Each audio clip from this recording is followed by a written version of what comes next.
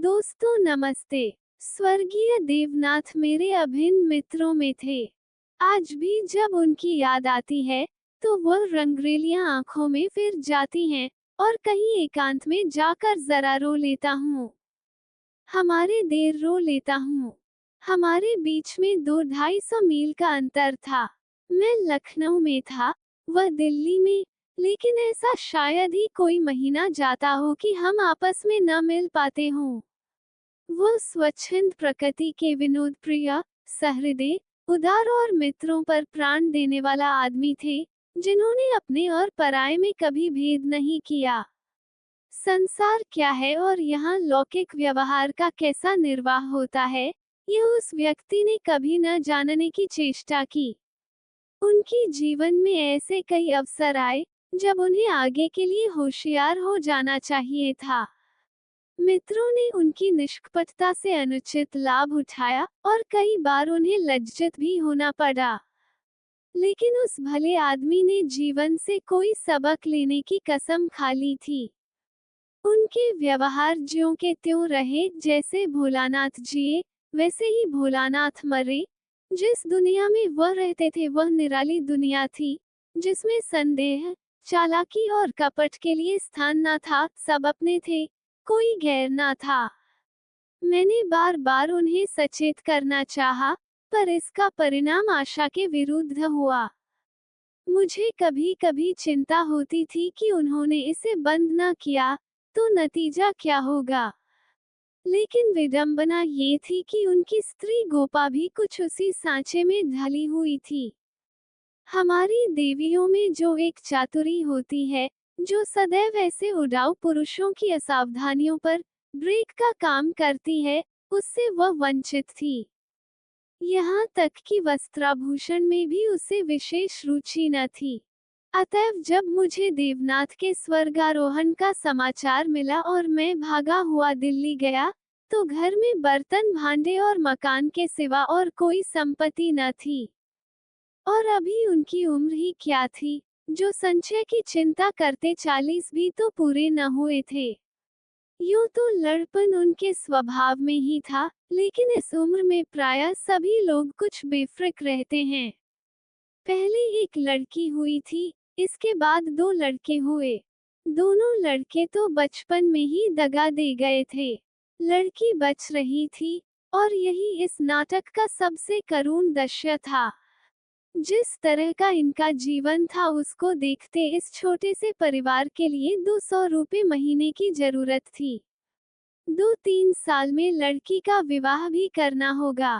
कैसे क्या होगा, मेरी बुद्धि कुछ काम न करती थी। इस अवसर पर मुझे ये बहुमूल्य अनुभव हुआ कि जो लोग सेवा भाव रखते हैं और जो स्वार्थ सिद्धि को जीवन का लक्ष्य नहीं बनाते, उनके परिवार को आड़ देने वालों की कमी नहीं रहती। यह कोई नियम नहीं है, क्योंकि मैंने ऐसे लोगों को भी देखा है, जिन्होंने जीवन में बहुतों के साथ अच्छे सलूक किए, पर उनके पीछे उनके बाल बच्चे की किसी ने बात तक न पूछी। लेकिन चाहे कुछ हो, देवनाथ के मित्रों ने प्रशंसनीय औदार्य से काम लिया और गोपा के निर्वाह के लिए स्थायी धन जमा करने का प्रस्ताव किया।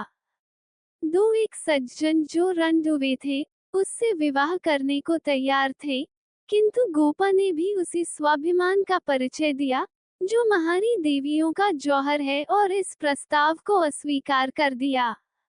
मकान बहुत बड़ा था, उसका एक भाग किराए पर उठा दिया। इस तरह उसको 50 रू माहवार मिलने लगे। वो इतने में ही अपना निर्वाह कर लेगी। जो कुछ खर्च था, वह सुन्नी की जात से था। गोपा के लिए तो जीवन में अब कोई अनुराग ही न था। इसके 1 महीने बाद मुझे कारोबार के सिलसिले में विदेश जाना पड़ा और वहां मेरे अनुमान से कहीं अधिक 2 साल लग गए। गोपा के पत्र बराबर जाते रहते थे, जिससे मालूम होता था, वे आराम से हैं, कोई चिंता की बात नहीं है। मुझे पीछे ज्ञात हुआ कि गोपा ने मुझे भी गैर समझा और वास्तविक स्थिति छिपाती रही। विदेश से लौटकर मैं सीधा दिल्ली पहुंचा। द्वार पर पहुंचते ही मुझे भी रोना आ गया। मृत्यु की प्रतिध्वनि सी छाई हुई थी।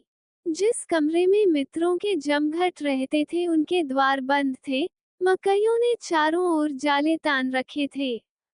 देवनाथ के साथ वह श्री लुप्त हो गई थी। पहली नजर में मुझे तो ऐसा भ्रम हुआ कि देवनाथ द्वार पर खड़े मेरी ओर देखकर मुस्कुरा रहे हैं।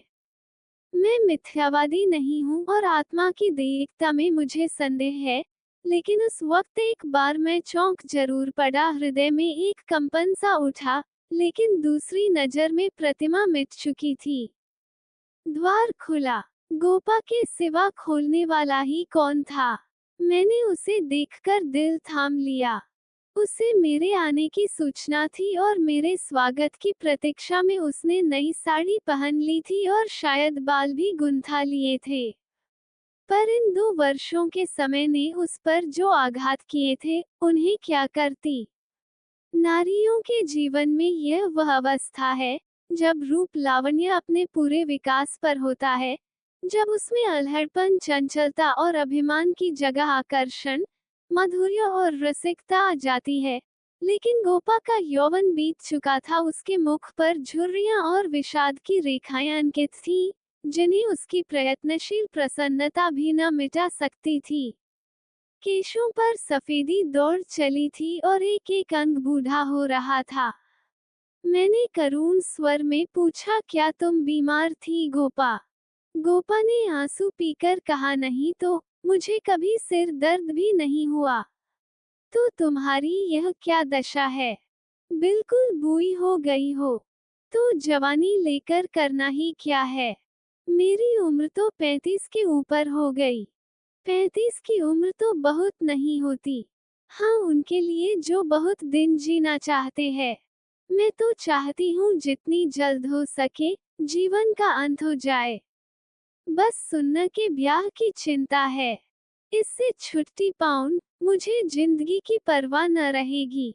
अब मालूम हुआ कि जो सज्जन इस मकान में किराएदार हुए थे, वह थोड़े दिनों के बाद तब्दील होकर चले गए और तब से कोई दूसरा किराएदार न आया। मेरे हृदय में बरछी सी चुभ गई। इतने दिनों में इन बेचारों का निर्वाह कैसे हुआ, ये कल्पना ही दुखद थी। मैंने विरक्त मन से कहा, लेकिन तुमने मुझे सूचना क्यों न दी? क्या मैं बिल्कुल गैर हूँ? गोपा ने लज्जित होकर कहा, नहीं नहीं, ये बात नहीं है। तुम्हें गैर समझूंगी तो अपना किसे समझूंगी? मैंने समझा परदेश में तुम खुद अपने झमेले में पड़े होगे, तुम्हें क्यों सताऊं? किसी न किसी तरह दिन कट ही गए। घर में और कुछ न था, तो थोड़े से गहने तो थे ही। अब सुनीता के विवाह की चिंता है। पहले मैंने सोचा था, इस मकान को निकाल दूंगी, 20-22 हजार मिल जाएंगे। विवाह भी हो जाएगा और कुछ मेरे लिए बचा भी रहेगा। लेकिन बाद को मालूम हुआ कि मकान पहले ही रेहन हो चुका है और सूद मिलाकर उस पर 20 हजार हो गए हैं। महाजन ने इतनी ही दया क्या कम की, कि मुझे घर से निकाल न दिया। इधर से तो अब कोई आशा नहीं है।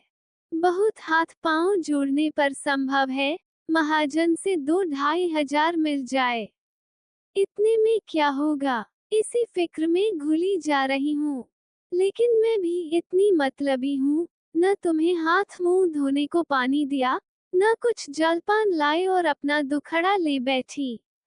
अब आप कपड़े उतारिए और आराम से बैठिए। कुछ खाने को लाऊं, खा लीजिए, तब बातें हों। घर पर तो सब कुशल है। मैंने कहा, मैं तो सीधे बंबई से यहाँ आ रहा हूँ। घर कहाँ गया? गोपा ने मुझे तिरस्कार भरी आंखों से देखा, पर उस तिरस्कार की आड़ में घनिष्ठ आत्मीयता बैठी झांक रही थी। मुझे ऐसा जान पड़ा, उसके मुख की झुर्रियां मिट गई हैं। पीछे मुख पर हल्की सी लाली दौड़ गई। उसने कहा, इसका फल ये होगा कि तुम्हारी देवी जी तुम्हें कभी यहाँ न आने देंगी। मैं किसी का गुलाम नहीं हूँ। किसी को अपना गुलाम बनाने के लिए पहले खुद भी उसका गुलाम बनना पड़ता है। शीतकाल की संध्या देखते ही देखते दीपक जलाने लगी। सुन्नी लालटेन लेकर कमरे में आई। 2 साल पहले की अबोध और कृष्णनु बालिका रूपवती युवती हो गई थी, जिसकी हर एक चितवन, हर एक बात उसकी गौरवशील प्रकृति का पता दे रही थी। जिसे मैं गोद में उठाकर प्यार करता था, उसकी तरफ आज आंखें न उठा सका, और वह जो मेरे गले से लिपटकर प्रसन्न होती थी, आज मेरे सामने खड़ी भी न रह सकी। जैसे मुझसे वस्तु छिपाना चाहती है, और जैसे मैं उस वस्तु को छिपाने का अवसर दे रहा हूँ। मैंने पूछा, अब तुम किस दर्जे में पहुंची सुन्नी? उसने सिर झुकाए हुए जवाब दिया, 10वें में हूँ। घर का कुछ काम काज करती हो? अम्मा जब करने भी दें। गोपा बोली, मैं नहीं करने देती या खुद किसी काम के नगीच नहीं जाती। सुन्नी मुंह फेरकर हंसती हुई चली गई। माँ की दुलारी लड़की थी। जिस दिन वह गृहस्थी का काम करती, उस दिन शायद गोपा रो रोकर आंखें फोड़ लेती। वो खुद लड़की को कोई काम ना करने देती थी, मगर सबसे शिकायत करती थी कि वो कोई काम नहीं करती। ये शिकायत भी उसके प्यार का ही एक करिश्मा था। हमारी मर्यादा हमारे बाद भी जीवित रहती है। मैं तो भोजन करके लेटा, तो गोपा ने फिर सुन्नी के विवाह की तैयारियों की चर्चा छेड़ दी। इसके सिवा उसके पास और बात ही क्या थी? लड़के तो बहुत मिलते हैं, लेकिन कुछ हैसियत भी तो हो। लड़की को ये सोचने का अवसर क्यों मिले कि दादा होते हुए तो शायद मेरे लिए इससे अच्छा घर वर ढूंढते। फिर गोपा ने डरते डरते लाला मदारीलाल के लड़के का जिक्र किया। मैंने चकित होकर उसकी तरफ देखा। मदारीलाल पहले इंजीनियर थे, अब पेंशन पाते थे। लाखों रुपया जमा कर लिए थे, पर अब तक उनके लोभ की भूख न बुझी थी। गोपा ने घर भी वह छांटा, जहां उसकी रसाई कठिन थी। मैंने आपत्ति की, मदारीलाल तो बड़ा दुर्जन मनुष्य है। गोपा ने दांतों तले जीभ दबाकर कहा, अरे नहीं भैया, तुमने उन्हें पहचाना ना होगा। मेरे ऊपर बड़े दयालु हैं। कभी कभी आकर कुशल समाचार पूछ जाते हैं। लड़का ऐसा होनहार है कि मैं तुमसे क्या कहूँ। फिर उनके यहाँ कमी किस बात की है? ये ठीक है कि पहले वह खूब रिश्वत लेते थे, लेकिन यहाँ धर्मात्मा कौन है? कौन अवसर पाकर छोड़ देता है? मदारीलाल ने तो यहाँ तक कह दिया कि वो मुझसे दहेज नहीं चाहते, केवल कन्या चाहते हैं। सुन्नी उनके मन में बैठ गई है। मुझे गोपा की सरलता पर दया आई, लेकिन मैंने सोचा क्यों इसके मन में किसी के प्रति अविश्वास उत्पन्न करूं। संभव है मदारीलाल वह न रहे हों, चित्त का भावनाएं बदलती भी रहती हैं। मैंने अर्ध सहमत होकर कहा, मगर ये तो सोचो, उनमें और तुम्हें कितना अंतर है। शायद अपना सर्वस्व अर्पण करके भी उनका मुंह नीचा न कर सको। लेकिन गोपा के मन में बात जम गई थी। सुन्नी को वह ऐसे घर में चाहती थी, जहां वह रानी बनकर रहे। दूसरे दिन प्रातःकाल में मदारीलाल के पास गया और उनसे मेरी जो बातचीत हुई, उसने मुझे मुग्ध कर दिया। किसी समय वह लोभी रहे होंगे, इस समय तो मैंने उन्हें बहुत ही सहृदय, उदार और विनयशील पाया। बोले, भाई साहब, मैं देवनाथ जी से परिचित हूँ। आदमियों में रत्न थे। उनकी लड़की मेरे घर आई, यह मेरा सौभाग्य है। आप उनकी माँ से कह दें, मदारीलाल उनसे किसी चीज की इच्छा नहीं रखता। ईश्वर का दिया हुआ मेरे घर में सब कुछ है, मैं उन्हें जेर बार नहीं करना चाहता। ये 4 महीने गोपा ने विवाह की तैयारियों में काटे। मैं महीने में एक बार अवश्य उससे मिल आता था, पर हर बार खिन्न होकर लौटता। गोपा ने अपनी कुल मर्यादा का न जाने कितना महान आदर्श अपने सामने रख लिया था। पगली इस भ्रम में पड़ी हुई थी कि उसका उत्साह नगर में अपनी यादगार छोड़ता जाएगा। यह न जानती थी कि यहाँ ऐसे तमाशे रोज होते हैं और आए दिन भुला दिए जाते हैं। शायद वह संसार से यह श्रेय लेना चाहती थी कि इस गई बीती दशा में भी लुटा हुआ हाथी 9 लाख का है। पग पग पर उसे देवनाथ की याद आती। वो होते तो ये काम यूं न होता, यूं होता, और तब रोती। मदारी लाल सज्जन है, ये सत्य है, लेकिन गोपा का अपनी कन्या के प्रति भी कुछ धर्म है। कौन उसके 10-5 लड़कियां बैठी हुई हैं। वह तो दिल खोलकर अरमान निकालेगी। सुन्नी के लिए उसने जितने गहने और जोड़े बनवाए थे, उन्हें देखकर मुझे आश्चर्य होता था। जब देखो कुछ ना कुछ सी रही है, कभी सुनारों की दुकान पर बैठी हुई है, कभी मेहमानों के आदर सत्कार का आयोजन कर रही है। मोहल्ले में ऐसा बिरला ही कोई संपन्न मनुष्य होगा, जिससे उसने कुछ कर्ज न लिया हो। वो इसे कर्ज समझती थी, पर देने वाले दान समझकर देते थे। सारा मोहल्ला उसका सहायक था। सुन्नी अब मोहल्ले की लड़की थी। गोपा की इज्जत सबकी इज्जत है और गोपा के लिए तो नींद और आराम हराम था। दर्द से सिर फटा जा रहा है, आधी रात हो गई मगर वह बैठी कुछ न कुछ सी रही है, या इस कोठी का ध्यान उस कोठी कर रही है। कितनी वात्सल्य से भरी आकांक्षा थी, जो कि देखने वालों में श्रद्धा उत्पन्न कर देती थी। अकेली औरत और वह भी आधी जान की। क्या क्या करे, जो काम दूसरों पर छोड़ देती है, उसी में कुछ न कुछ कसर रह जाती है, पर उसकी हिम्मत है कि किसी तरह हार नहीं मानती। पिछली बार उसकी दशा देखकर मुझसे रहा न गया। बोला, गोपा देवी, अगर मरना ही चाहती हो, तो विवाह हो जाने के बाद मरो। मुझे भय है कि तुम उसके पहले ही न चल दो। गोपा का मुरझाया हुआ मुख प्रमुदित हो उठा। बोली, उसकी चिंता न करो भैया, विधवा की आयु बहुत लंबी होती है। तुमने सुना नहीं, रौंद मरे न खंडहर ढहे। लेकिन मेरी कामना यही है कि सुन्नी का ठिकाना लगाकर मैं भी चल दूं। अब और जीकर क्या करूंगी, सोचो। क्या करूं? अगर किसी तरह का विघ्न पड़ गया तो किसकी बदनामी होगी। इन 4 महीनों में मुश्किल से घंटा भर सोती हूंगी। नींद ही नहीं आती, पर मेरा चित्त प्रसन्न है। मैं मरूं या जीऊं, मुझे ये संतोष तो होगा कि सुन्नी के लिए उसका बाप जो कर सकता था, वह मैंने कर दिया। मदारीलाल ने अपन सज्जनता दिखाया, तो मुझे भी तो अपनी नाक रखनी है। एक देवी ने आकर कहा, बहन, जरा चलकर देख चाशनी ठीक हो गई है या नहीं। गोपा उसके साथ चाशनी की परीक्षा करने गई और एक क्षण के बाद आकर बोली, जी चाहता है सिर पीट लूं। तुमसे जरा बात करने लगी, उधर चाशनी इतनी कड़ी हो गई कि लड्डू दोमतों से लड़ेंगे। किससे क्या कहूँ? मैंने चिढ़कर कहा, तुम व्यर्थ का झंझट कर रही हो। क्यों नहीं किसी हलवाई को बुलाकर मिठाइयाँ का ठेका दे देती। फिर तुम्हारे यहाँ मेहमान ही कितने आएंगे, जिनके लिए ये तुमार बांध रही हो। 10-5 की मिठाई उनके लिए बहुत होगी। गोपा ने व्यथित नेत्रों से मेर ओर देखा। मेर यह आलोचना उसे बुर लग।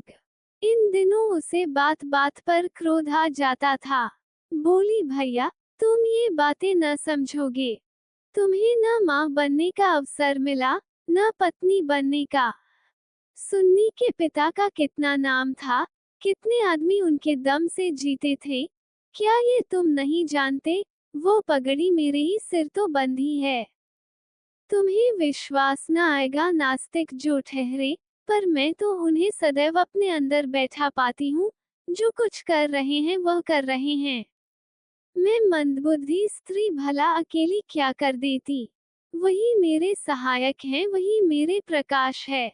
ये समझ लो कि ये देह मेरी है, पर इसके अंदर जो आत्मा है वह उनकी है। जो कुछ हो रहा है उनके पुण्य आदेश से हो रहा है, तुम उनके मित्र हो। तुमने अपने सैकड़ों रुपए खर्च किए और इतना हैरान हो रहे हो। मैं तो उनकी सहगामिनी हूँ, लोक में भी, परलोक में भी। मैं अपना सा मूल लेकर रह गया। जून में विवाह हो गया। गोपा ने बहुत कुछ दिया और अपनी हैसियत से बहुत ज्यादा दिया, लेकिन फिर भी उसे संतोष न हुआ। आज सुन्नी के पिता होते तो न जाने क्या करते। बराबर रोती रही। जाड़ों में मैं फिर दिल्ली गया। मैंने समझा कि अब गोपा सुखी होगी। लड़की का घर और वर दोनों आदर्श हैं। गोपा को इसके सिवा और क्या चाहिए?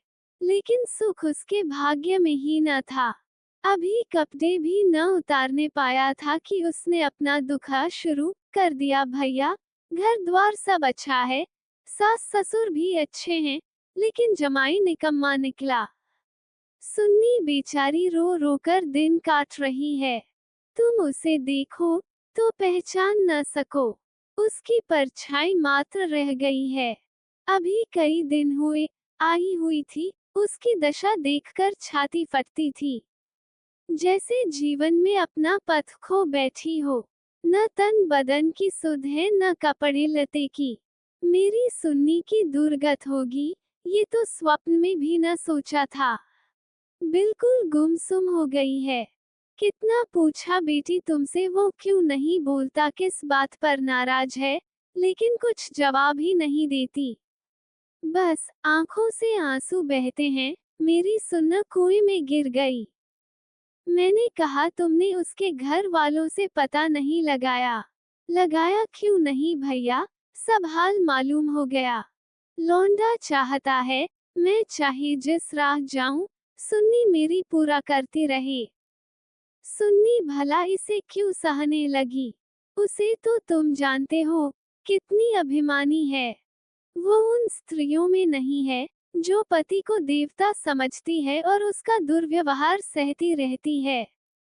उसने सदैव दुलार और प्यार पाया है। बाप भी उस पर जान देता था। मैं आंख की पुतली समझती थी। पति मिला छेला, जो आधी आधी रात तक मारा मारा फिरता है। दोनों में क्या बात हुई यह कौन जान सकता है, लेकिन दोनों में कोई गांठ पड़ गई है।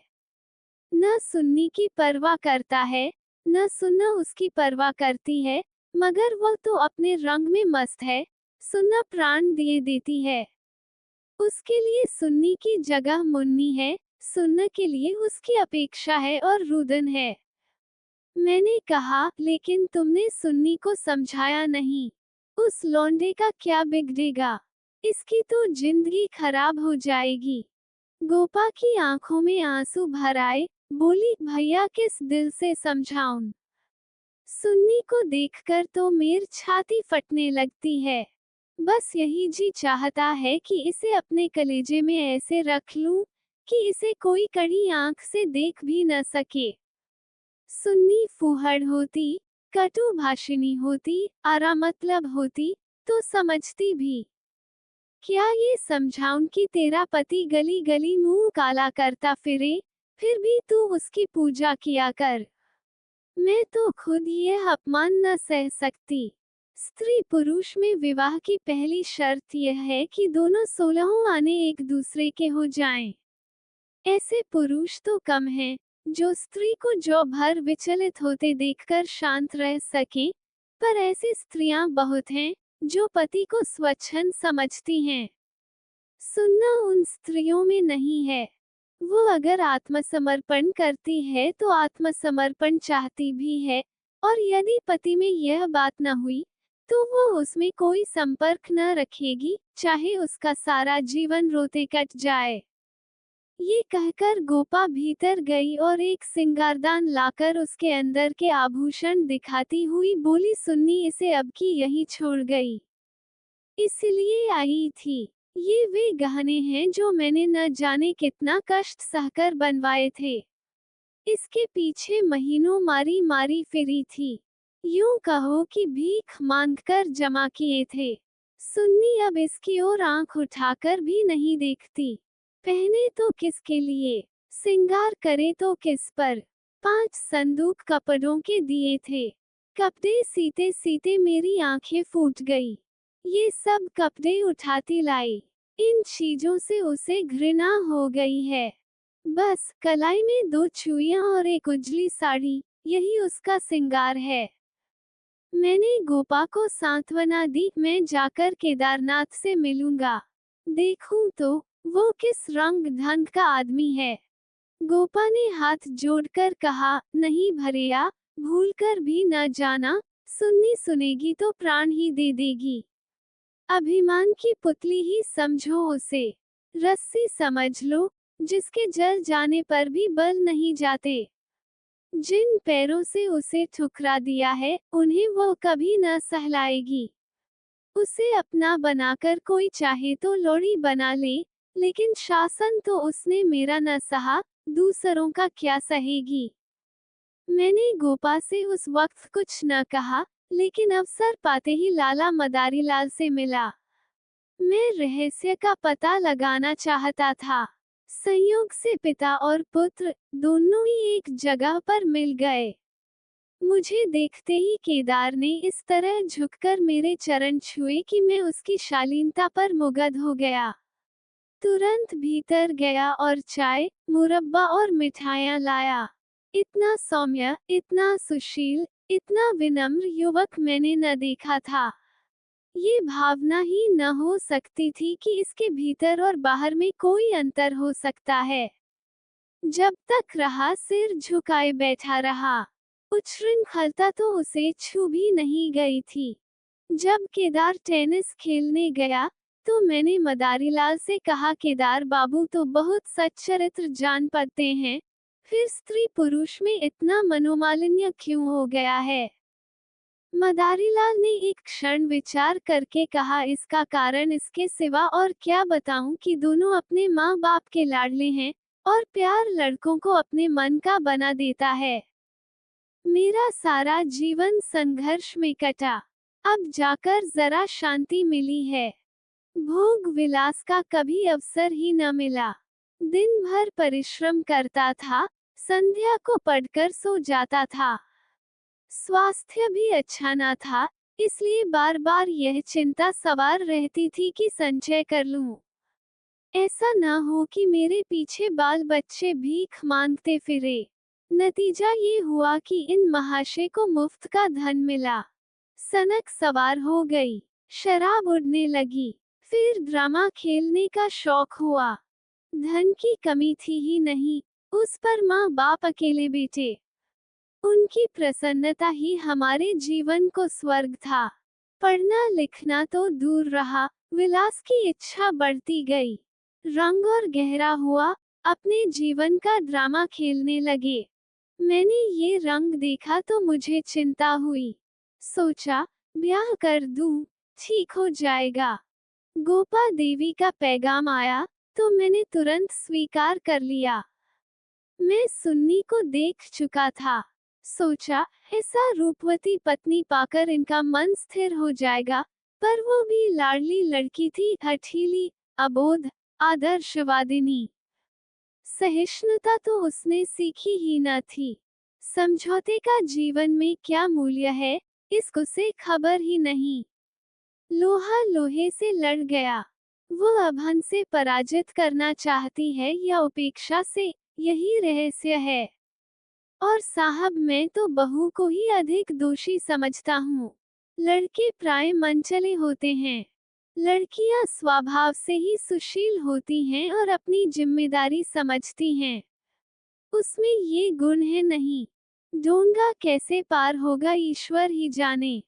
सहसा सुन्नी अंदर से आ गई, बिल्कुल अपने चित्र की रेखा सी, मानो मनोहर संगीत की प्रतिध्वनि हो। कुंदन तपकर भस्म हो गया था। मिटी हुई आशाओं का इससे अच्छा चित्र नहीं हो सकता। उलाहना देती हुई बोली, आप जाने कब से बैठे हुए हैं, मुझे खबर तक नहीं, और शायद आप बाहर ही बाहर चले भी जाते। मैंने आंसुओं के वेग को रोकते हुए कहा, नहीं सुन्नी, ये कैसे हो सकता था, तुम्हारे पास आ ही रहा था कि तुम स्वयं आ गई। मदारीलाल कमरे के बाहर अपनी कार की सफाई करने लगे। शायद मुझे सुन्नी से बात करने का अवसर देना चाहते थे। सुन्नी ने पूछा, अम्मा तो अच्छी तरह हैं। हाँ, अच्छी हैं। तुमने अपनी यह क्या गत बना रखी है? मैं अच्छी तरह से हूँ। ये बात क्या है? तुम लोगों में यह क्या अनबन है? गोपा देवी प्राण दिए डालती हैं। तुम खुद मरने की तैयारी कर रही हो। कुछ तो विचार से काम लो। सुन्नी के माथे पर बल पड़ गए, आपने नाहक यह विषय छेड़ दिया चाचा जी। मैंने तो ये सोचकर अपने मन को समझा लिया कि मैं अभागिन हूँ। बस, उसका निवारण मेरे बूते से बाहर है। मैं उस जीवन से मृत्यु को कहीं अच्छा समझती हूँ, जहाँ अपनी कदर न हो। मैं व्रत के बदले में व्रत चाहती हूँ। जीवन का कोई दूसरा रूप मेरी समझ में नहीं आता। इस विषय में किसी तरह का समझौता करना मेरे लिए असंभव है। नतीजे में मैं परवाह नहीं करती। लेकिन, नहीं चाचा जी, इस विषय में अब कुछ न कहिए, नहीं तो मैं चली जाऊंगी। आखिर सोचो तो, मैं सब सोच चुकी और तय कर चुकी। पशु को मनुष्य बनाना मेरी शक्ति से बाहर है। इसके बाद मेरे लिए अपना मुंह बंद करने के सिवा और क्या रह गया था? मई का महीना था। मैं मंसूर गया हुआ था कि गोपा का तार पहुंचा, तुरंत आओ, जरूरी काम है। मैं घबरा तो गया, लेकिन इतना निश्चित था कि कोई दुर्घटना नहीं हुई है। दूसरे दिन दिल्ली जा पहुंचा। गोपा मेरे सामने आकर खड़ी हो गई, निस्पंद, मूक, निष्प्राण, जैसे तपेदिक की रोगी हो। मैंने पूछा, कुशल तो है? मैं तो घबरा उठा। उसने बुझी हुई आंखों से देखा और बोल, सच? सुन्नी तो कुशल से है। हाँ, अच्छी तरह है। और केदारनाथ? वो भी अच्छी तरह हैं। तो फिर माजरा क्या है? कुछ तो नहीं। तुमने तार दिया और कहती हो कुछ तो नहीं। दिल तो घबरा रहा था, इससे तुम्हें बुला लिया। सुन्नी को किसी तरह समझाकर यहाँ लाना है। मैं तो सब कुछ करके हार गई। क्या इधर कोई नई बात हो गई? नई तो नहीं है, लेकिन एक तरह में नई ही समझो। केदार एक एक्ट्रेस के साथ कहीं भाग गया। 1 सप्ताह से उसका कहीं पता नहीं है। सुन्नी से कह गया है, जब तक तुम रहोगी घर में नहीं आऊंगा। सारा घर सुन्नी का शत्रु हो रहा है, लेकिन वह वहां से टलने का नाम नहीं लेता। सुना है केदार अपने बाप के दस्तखत बनाकर कई हजार रुपए बैंक से ले गया है। तुम सुन्नी से मिली थी? हाँ, 3 दिन से बराबर जा रही हूँ। वो नहीं आना चाहती, तो रहने क्यों नहीं देती? वहां घुट घुट कर मर जाएगी। मैं उन्हीं पैरों लाला मदारीलाल के घर चला। हालांकि मैं जानता था कि सुन्नी किसी तरह न आएगी, मगर वहां पहुंचा तो देखा कोहराम मचा हुआ है। मेरा कलेजा धक से रह गया। वहां तो अर्थी सज रही थी। मोहल्ले के सैकड़ों आदमी जमा थे। घर में से हाय हाय की क्रंदन ध्वनि आ रही थी। ये सुन्नी का शव था। मदारीलाल मुझे देखते ही मुझसे उन्मत्त की भांति लिपट गए और बोले, भाई साहब, मैं तो लुट गया। लड़का भी गया, बहू भी गई, जिंदगी ही गारत हो गई। मालूम हुआ कि जब से केदार गायब हो गया था, सुन्नी और भी ज्यादा उदास रहने लगी थी। उसने उसी दिन अपनी चुइयां तोड़ डाली थी और मांग का सिंदूर पोंछ डाला था। सास ने जब आपत्ति की, तो उनको अपशब्द कहे। मदारीलाल ने समझाना चाहा तो उन्हें भी जली कटी सुनाई। ऐसा अनुमान होता था उन्माद हो गया है। लोगों ने उससे बोलना छोड़ दिया था। आज प्रातःकाल यमुना स्नान करने गई। अंधेरा था, सारा घर सो रहा था, किसी को नहीं जगाया। जब दिन चढ़ गया और बहू घर में न मिली, तो उसकी तलाश होने लगी। दोपहर को पता लगा कि यमुना गई है। लोग उधर भागे। वहां उसकी लाश मिली। पुलिस आई, शव की परीक्षा हुई। अब जाकर शव मिला है। मैं कलेजा थामकर बैठ गया। हाय, अभी थोड़े दिन पहले जो सुंदरी पालकी पर सवार होकर आई थी, आज वह 4 के कंधे पर जा रही है। मैं अर्थी के साथ हो लिया और वहां से लौटा तो रात के 10 बज गए थे। मेरे पांव कांप रहे थे। मालूम नहीं, ये खबर पाकर गोपा की क्या दशा होगी। प्राणांत न हो जाए, मुझे यही भय हो रहा था। सुन्नी उसकी प्राण थी, उसकी जीवन का केंद्र थी। उस दुखिया के उद्यान में यही पौधा बच रहा था। उसे वो हृदय रक्त से सींच कर पाल रही थी। उसके वसंत का सुनहरा स्वप्न ही उसका जीवन था। उसमें कोपलें निकलेंगी, फूल खिलेंगे, फल लगेंगे, चिड़िया उसकी डाली पर बैठकर अपने सुहाने राग गाएंगी। किंतु आज निष्ठुर नियति ने उस जीवन सूत्र को उखाड़ कर फेंक दिया और अब उसके जीवन का कोई आधार न था। वो बिंदु ही मिट गया था जिस पर जीवन की सारी रेखाएं आकर एकत्र हो जाती थीं। दिल को दोनों हाथों से थामे मैंने जंजीर खटखटाई। गोपा एक लालटेन लिए निकली। मैंने गोपा के मुख पर एक नए आनंद की झलक देखी। मेरी शोक मुद्रा देखकर उसने मातृवत प्रेम से मेरा हाथ पकड़ लिया और बोली, आज तो तुम्हारा सारा दिन रोते ही कटा। अर्थी के साथ बहुत से आदमी रहे होंगे। मेरे जी में भी आया कि चलकर सुन्नी के अंतिम दर्शन कर लूं। लेकिन मैंने सोचा, जब सुन्न ही न रही तो उसकी लाश में क्या रखा है। न गई। मैं विस्मय से गोपा का मुंह देखने लगा।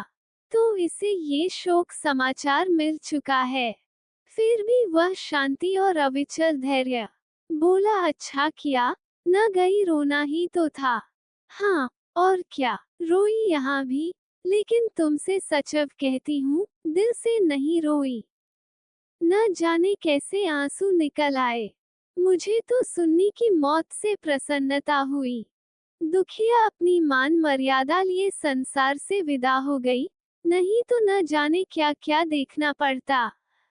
इसलिए और भी प्रसन्न हूँ कि उसने अपनी आन निभा दी। स्त्री के जीवन में प्यार न मिले तो उसका अंत हो जाना ही अच्छा।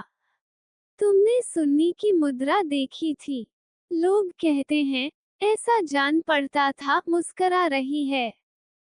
मेरी सुन्नी सचमुच देवी थी। भैया, आदमी इसलिए थोड़े ही जीना चाहता है कि रोता रहे। जब मालूम हो गया कि जीवन में दुख के सिवा कुछ नहीं है, तो आदमी जीकर क्या करे। किस लिए जिए? खाने और सोने और मर जाने के लिए। यह मैं नहीं चाहती कि मुझे सुन्नी की याद न आएगी और मैं उसे याद करके रोऊंगी नहीं। लेकिन वह शोक के आंसू न होंगे। बहादुर बेटे की माँ उसकी वीरगति पर प्रसन्न होती है। सुन्नी की मौत में क्या कुछ कम गौरव है। मैं आंसू बहाकर उस गौरव का अनादर कैसे करूं? वह जानती है, और चाहे सारा संसार उसकी निंदा करे, उसकी माता सराहना ही करेगी। उसकी आत्मा से यह आनंद भी छीन लूं। लेकिन अब रात ज्यादा हो गई है। ऊपर जाकर सो रहो। मैंने तुम्हारी चारपाई बिछा दी है, मगर देखे, अकेले पड़े पड़े रोना नहीं। सुन्नी ने वही किया जो उसे करना चाहिए था। उसके पिता होते तो आज सुन्नी की प्रतिमा बनाकर पूजते। मैं ऊपर जाकर लेटा तो मेरे दिल का बोझ बहुत हल्का हो गया था, किंतु रह रहकर यह संदेह हो जाता था कि गोपा की यह शांति उसकी अपार व्यथा का ही रूप तो नहीं है।